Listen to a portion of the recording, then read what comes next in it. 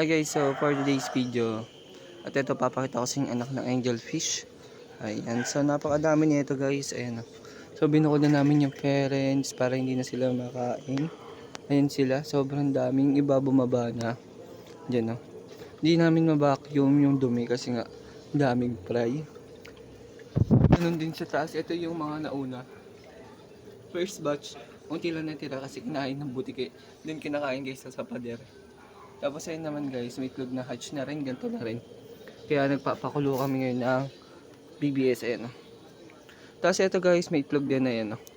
Dami o. Ito, pa-hatch pa lang siya bukas. Pan 2 days pa lang to eh. Pero pisaning iba, gumagalaw-galaw na. Ito kasi 5 days na. Ayan o. May mga ano na sila. Eyeball, kita na. Narami nila guys sa dikit-dikit to. Sobrang ganda, ang dami niyan. Tapos dito, sayang nangitlog sila sa sa aquarium kaso namatay kasi nga malamig sa gabi. So naapektuhan yung egg nila. Sayang, dapat naglagay ako ng tiles katulad nito mga to. Kasi pag dito guys, nagmo-moist, naapektuhan yung egg. Nabubugok. Ito rin guys, sobrang daming fry. Andun siya nangitlog sa may drip food ko. Ayun. Ito naman, pinagpa-pairing namin. Chine-check ko kung alin dito yung pair sa albino namin na angelfish. Ayun. Ito, quarantine. Ayun. Sakit siya guys. Floated siya nakaraan, ngayon hindi na. Okay na siya. Tapos, ayun guys. Ayun na, binabantayan nila yung mga fry nila. Dami no. Yan, ito naman, binabantayan ko din. Red eye.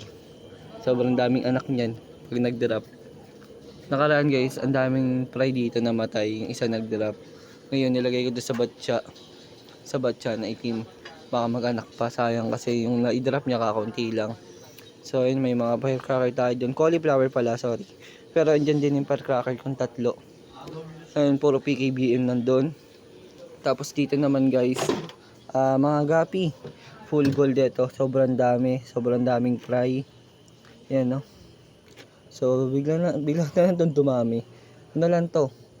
5 piraso. Ayun, ayun. Dami na nila, lumaki na yung iba. Mga breeder natin. Yan, tapos i-egdating naman dito sa baba.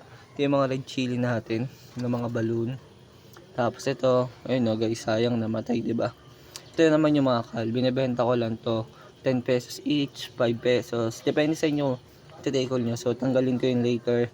Sayang, binuli siguro yun. Male pa naman, quality yun. Binibreed ko dun no, sa mapusyaw na PKBM.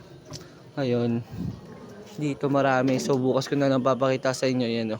Sa mga styro na dyan, mga plastic, mga aquarium ko.